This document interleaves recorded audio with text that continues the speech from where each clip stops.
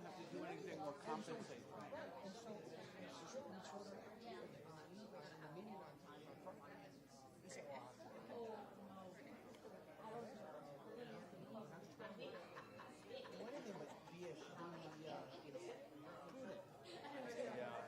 As I said, he definitely is a different sort when it comes to, and he's right.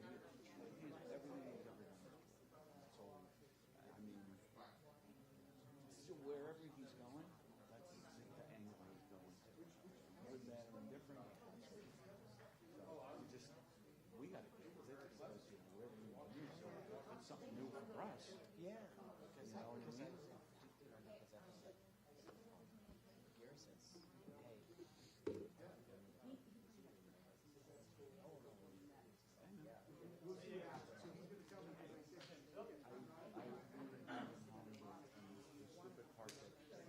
Somebody just never filled it in and filled it halfway. Over the last year. It does. But they turned it into one. Oh, the building department says, well, I need you to make the report in South Florida and you tell them to write the letter saying you don't need a permit. I'm like,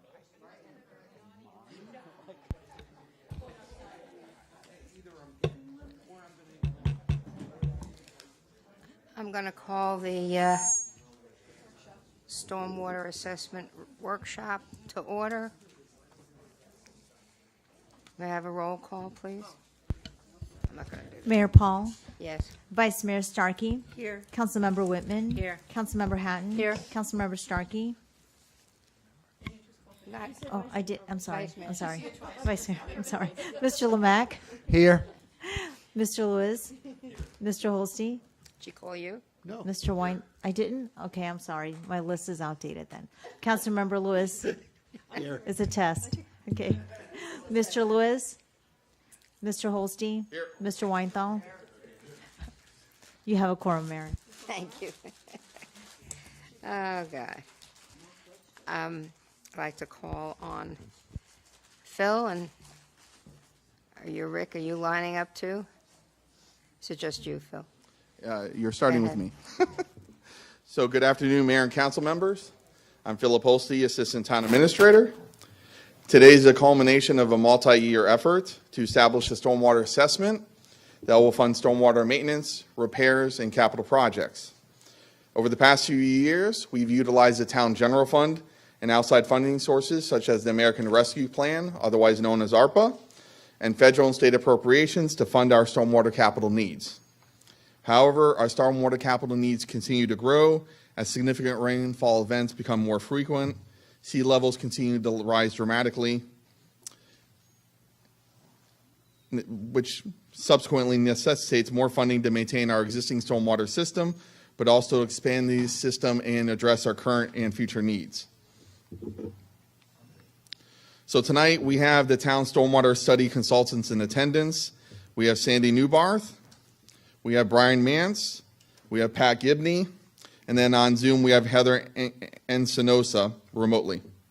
I also want to thank and acknowledge Bill, Osdell, and Jonathan for their assistance and feedback throughout this assessment study. So the town's stormwater responsibilities include maintaining, repairing, and improving our stormwater infrastructure, which includes catch basin inlets, drainage pipes, outfalls, rights-of-way, and water bodies. Our maintenance activities include cleaning the inlets and pipes, street sweeping, litter removal, right-of-way spraying, and aquatic weed removal. In addition, we continue to develop a full inventory of our system due to systems that were installed years ago, which lack as-built or infrastructure that needs to be located. We also must ensure that our system is compliant with federal, state, and local stormwater rules and regulations, including the federally mandated National Pollution Discharge Elimination System, which is also known as NPDES permit requirements, which we report through Broward County. These services currently are all funded through the general fund revenues. So this is a graphic that I shared with council last year at vision and goal setting session. This shows the progress of stormwater from when it goes into the catch basin, also known as the inlet, into the drainage system, as you see here, into the pipes, and then eventually into the storm outfall. Once it goes from the outfalls into the secondary canal, That's where the town's responsibility ends, and at that point, it becomes the responsibility of the local drainage district, of which we have 3 of them: South Broward, Central Broward, and Tyndall Hammock. And now I'm going to ask Sandy to come up and just go over the stormwater assessment study. So thank you. Good evening, Sandy Newbarth with Anzer Advisory. So I want to talk to you about what is a stormwater assessment. It's simple. It's a charge imposed against property to pay for stormwater services that's provided by the town. It is a home rule revenue source, so there's case law requirements. It's not statutorily required. You have you make your own legislative determinations in your ordinances, and it's case law driven. The collection method would be statutorily driven, but the actual assessment program is case law driven. And the primary case law says the first prong you have to meet is it has to benefit property. The courts have said stormwater services do benefit property. And then the second is fair and reasonable apportionment. How do we apportion the stormwater cost of the town to the property, to the payers, to the ratepayers? And that's what we've developed for you. So, oops, I went backwards, sorry. So a little bit of an overview of stormwater programs in the state of Florida. The Florida Stormwater Association looks at stormwater programs throughout the state of Florida, and they do a survey about every 2 years. And there's about 170 stormwater programs in the state of Florida. And they expect the programs to increase, the amount of programs. Again, it's been approved by the Supreme Court, and there's more general support for this assessment for people paying through the assessments as opposed to general funds and general taxes. About 70% of the programs in the state of Florida use what's called an impervious area methodology, and that's the methodology that we're going to develop for you. We're not doing anything new or anything like that. It's tried and true. The purpose and the goals of an assessment program is first and foremost is to generate revenue to pay for stormwater services. And that's what the stormwater assessment program does. It provides diversification in that you have non-ad valorem, a source to supplement any other types of funding. So it broadens your tax base. And it provides accountability. This money that gets collected through a stormwater assessment program can only be used for stormwater services. You cannot use it for any other purposes. And then it provides equity. There's a lot of inequities in the way that taxes are applied to properties. There's a lot of patchwork of exemptions, save our homes and different things like that. But this is a way that people pay for the services that they're actually receiving, for the cost of the services that their property is contributing to the stormwater runoff. So the program, again, that we have developed for you is the impervious area methodology. Again, court tested, most widely adopted. About 70% of the programs in the state of Florida use this methodology. So it's based on the amount of impervious area on a property. So what is impervious area? Impervious area is anything that keeps rainwater from running directly into the ground. So it's hard surfaces that cover the ground, rooftops, patios, driveways, things like that. You will not charge vacant land because they have no impervious, unimproved vacant land because they have no impervious area. Now, just because it doesn't have a building on it doesn't mean it's not got impervious areas. So parking lots and things like that do have impervious areas, so they would be charged. So how do we assign billing units to properties? Well, what we do is we create an equivalent residential unit or an ERU value.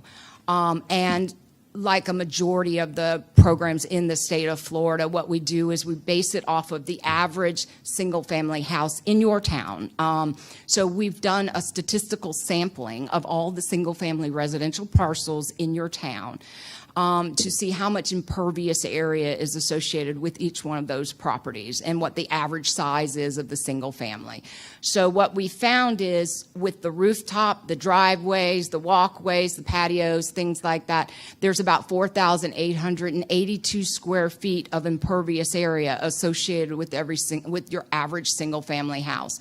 So your ERU value, the one billing unit that's going to be assigned, is going to be based on that 4,882 square feet. So what does that mean? It means that the single-family houses would pay one because that shows what the average single-family house pays.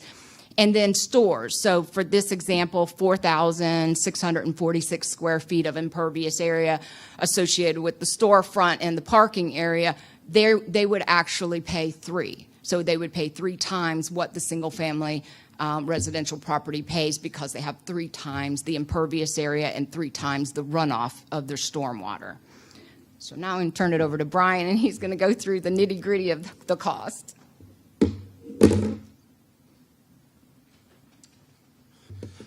Thank you, Sandy. Brian Mance from GovRates. Now, as part of this study, we projected expenditure needs of the stormwater system through the fiscal year 2035.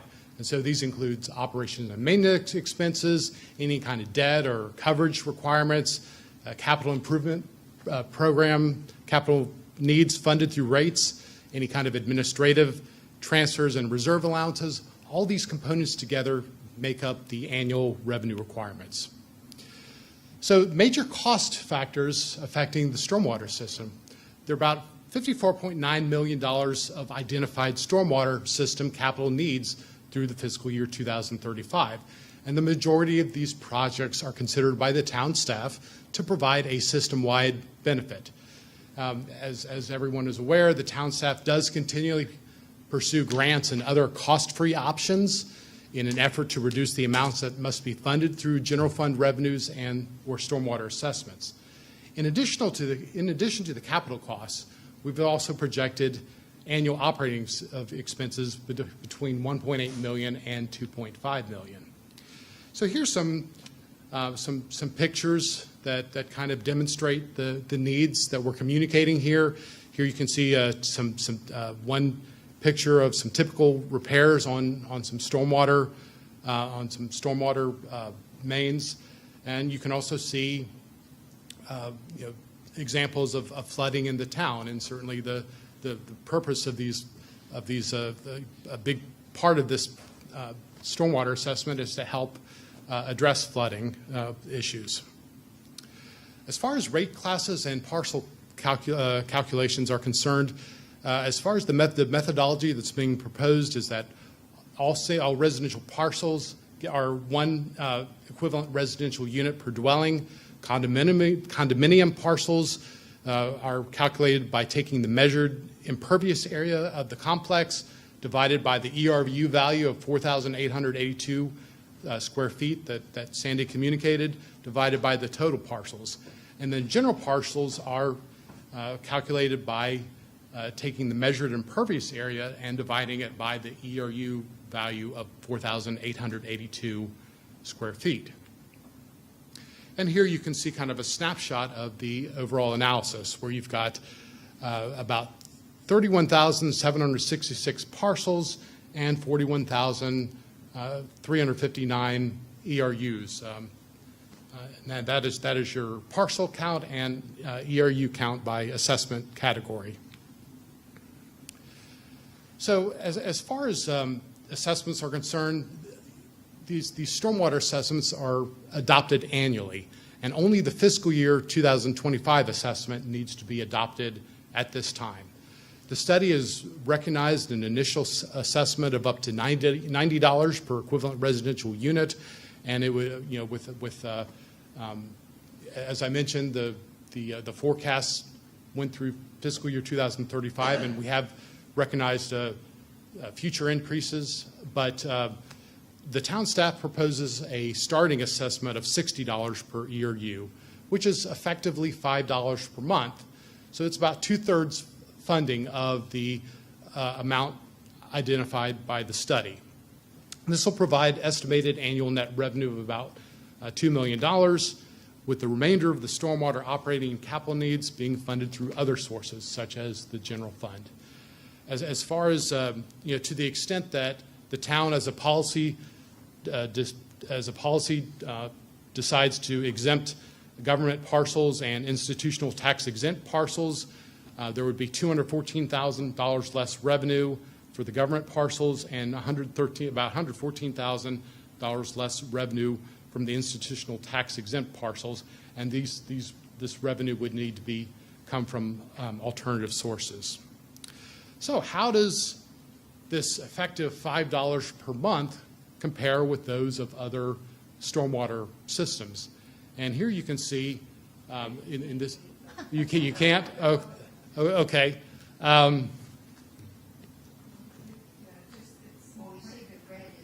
Oh yeah, the red. Okay, all right. Let's focus on the red then.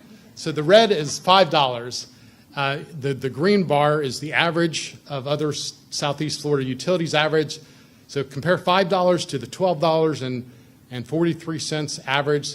Show this $60 initial assessment is much lower than the average of what these other stormwater systems are charging. So it's extremely competitive, extremely affordable. But a rate or bill comparison is not a report card on how well a utility is performing. It's a good discussion point, but there are a lot of reasons why stormwater rates differ among utilities, such as what are all the services provided through the stormwater assessment, or what's the amount of the lake or canal area to be maintained, the level of capital improvements needed, just a tremendous amount of or an administrative decision to charge less than what could be justified. Just a tremendous number of reasons why stormwater rates differ among utilities. So, like I said, it's not a report card, but as you can see from the previous, as you can quote see from the previous graph, the $5 proposed, the effective $5 proposed fee is very competitive and affordable. You mean $60? Yeah, 60 divided by 12 months, that's an effective $5 per yeah, exactly. Right, absolutely. Exactly.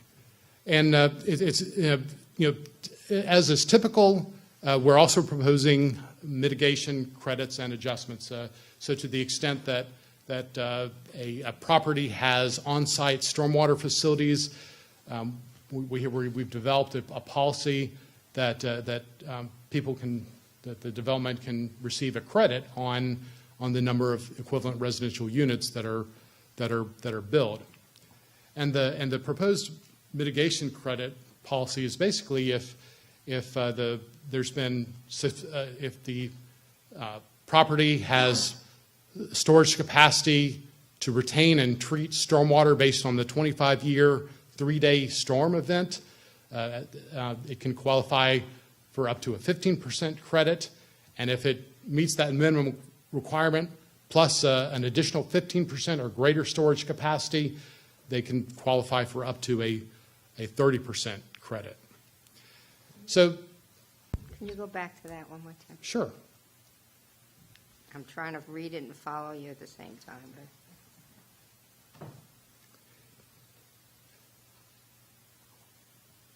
So I wanted you to go over that credit piece again. Right. If it and this is a common usually a policy a common policy for to enable customers if they've developed certain infrastructure to help to help reduce the impact of their property on the stormwater system, they get some sort of credit, and that's very common among stormwater utilities to offer for municipalities, the stormwater system to offer some sort of mitigation credit. And like I said, this can there are a lot of different ways to do it, but Is that did. something that you're going to get into at some other point? Because I can imagine that there are a number of properties that would probably want to do this, And what would be the process? Or is that something that you're going to be developing at a later time? Right, yeah, and yeah, actually, the next slide kind of talks about the okay. process. At Susan? least I have what's, a question. okay. Yeah, one of the questions I had after reading the draft is, could you provide us with some of the other cities' mitigation policies, just so we would be able to kind of look at that, or is that also part of this presentation? Yeah, we don't have it in this presentation, but that's certainly doable. We can, yeah, we have a lot of different sample Of policies. examples of some cities and what they might have adopted that were kind of bulletproof with litigation of Yeah, sorts, specifically Oh, in okay. Broward County. if possible, yeah, Broward County. Specifically in Broward or the County, region, because South that Florida. graph showed things in Miami-Dade and. I just wanted to address your questions on mitigation credit policy. Tonight, you'll be giving us direction to work towards a mitigation credit policy, but you're not adopting it. So for example, on tonight's agenda, you will be adopting, if desired, the stormwater rate study, but that does not adopt the mitigation credit policy. That'll come back when you do your initial rate resolution. If we proceed with the stormwater assessment, that would be done in July of 2024. So again, we provided a draft of the mitigation policy tonight.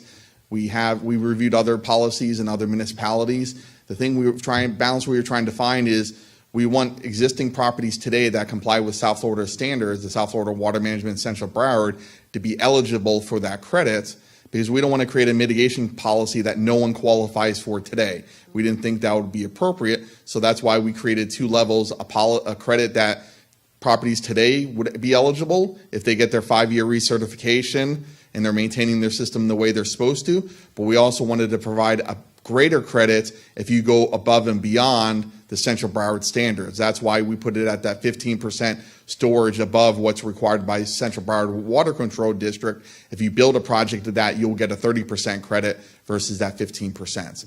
But again, that's something that can be massaged between now and July. Okay, what if that, I can see how that would work with a homeowners association and different developments. How would it work for a private residence that doesn't have a homeowners association?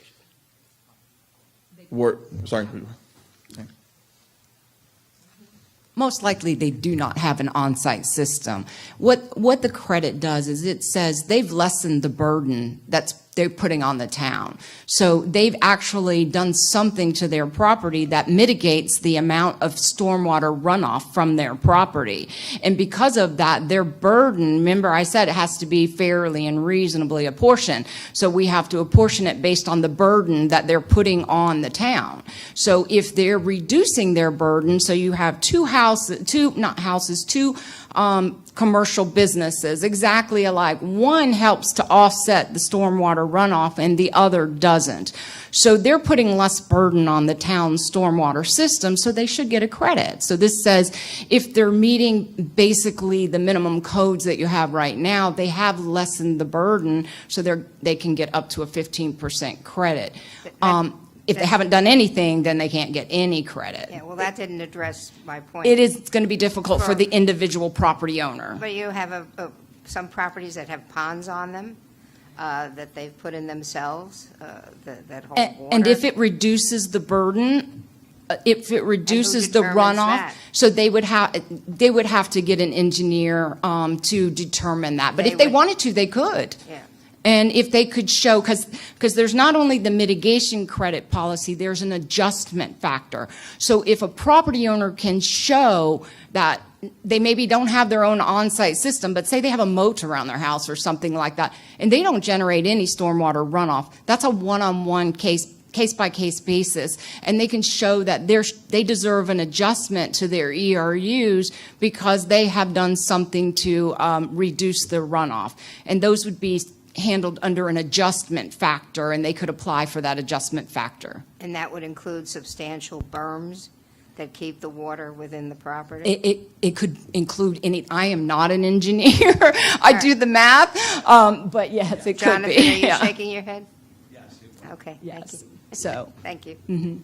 Susan? To follow up on the mayor's point, I mean, there are several residents out there that are burdened by stormwater, that are not in a, planned residential community of such. And to them, for them to apply for $250 to have an application fee, that's like, I mean, you're already paying, what's the amount they'd get reduced? It wouldn't, it would be at the best 15%, even still, even if, and the application fee is more than what they pay for a couple of years of the stormwater assessment. So in mitigation, far. So, yeah. I And mean, then- if there is, and I was going to, if there would be a way for us to look at the application fee of, I guess, if it's more than certain amount of homes, then it's 250. But if it's under, then we would give a resident, application fee. But they still would have to hire an engineer to do this,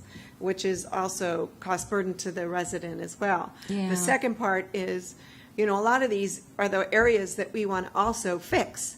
So those areas we want to make sure, like I know in Southwest Ranches they have, and I was talking to Phil about this with one of commissioners out in Southwest Ranches. They have, when you bring in fill, they have 3 levels that you bring in fills and how you're permitted to bring in fills. So, if somebody's been around and they're very, very low, they're allowed to bring more, obviously. So, I mean, that factors in, I think, with the single-family home and the ranches that we have out in, around the town that would have to be addressed somehow, I think, because those are the ones that flood us the most now. And maybe there's a way to work around and get this in a reasonable rate. Yeah, and that's going to be your policy decision as to the mitigation credit that you adopt. But yes, this is just our recommendation. But that's not what we're voting on tonight. So Right, so it's a But- we start. have time but- to work. But like you said, From now if till it's July. if it's a homeowners association, because it is a lot of time on your staff to Right. process these applications and everything. So I think that's what the application fee is, to lessen that burden on the staff resources that you have. But if it is a homeowners association and everybody contributes to that homeowners association private on-site system, there would only be one application, because the homeowners association would apply for the entire association, all the parcels that contribute to that on-site system. So it would be one application. But that credit would be associated with all of the parcels that are with that one. But it's the individual single family that you might have to tweak the methodology. Thank you. Okay, go ahead. I'm sorry. And I think Phil is going to have some final thoughts. Yeah, I'm going to wrap us up here. So the recommendations, as no surprise, we're recommending the adoption of a $60 ERU. That would bring in revenue of approximately $2 million. That $1 million that's currently in the general fund that's being used for stormwater, we'd actually recommend keeping that for stormwater, but to design new stormwater projects, because we have a list of about 15 areas that need to be addressed, and we don't have stormwater funding to design those projects. So that's the first step, because we want to get grants and appropriations, and the first thing they ask for is, do you have your project designed? Is it ready to go? So we would use that $1 million to design those projects, and then we'd be using the $2 million towards maintenance as well as repairs. In terms of the mitigation credit policy, tonight we'd be seeking your direction. If it's something you're interested in, we can continue working on that between now and July.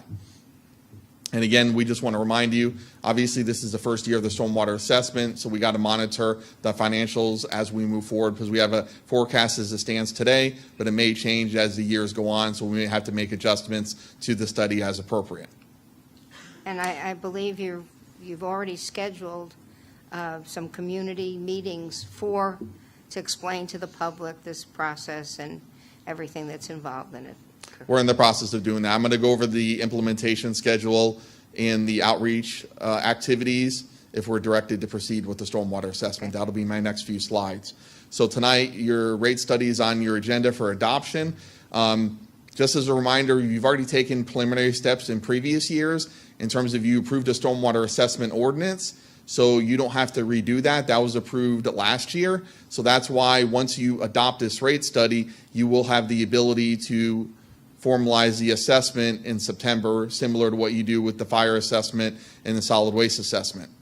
In April and May, we'll be doing the stormwater assessment education campaign, and we're going to be holding 2 community meetings here in mid-April. We haven't advertised that yet, but we're finalizing those dates and times, and that'll be published in the Davie Update. We'll share it with the DRW for the mayor to put it in her article. We're going to be doing social media. We're going to be doing the whole blast so people know that they come that night and ask their questions about the assessment. So moving ahead, on July 24th, we would do that initial assessment resolution, similar to what you do every year for fire and solid waste. That would be also time where we would be finalizing that mitigation credit policy.